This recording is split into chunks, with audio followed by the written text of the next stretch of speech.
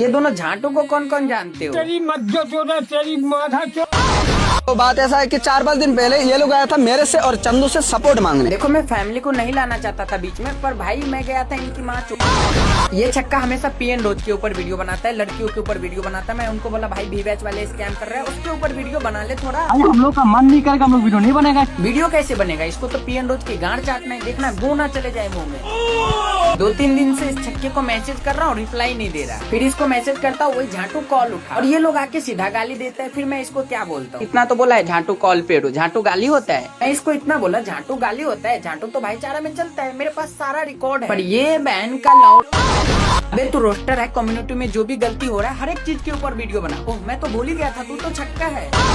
मेरा वीडियो जाके चेक कर, वी-बैच वाले को तो ऐसे ही पेल देता हूँ, तुम्हारे में तो कम की जरूरत भी नहीं है। आगे से वीडियो सोच समझ के बना, क्योंकि डालते वक्त मैं थूक भी नहीं लगाता।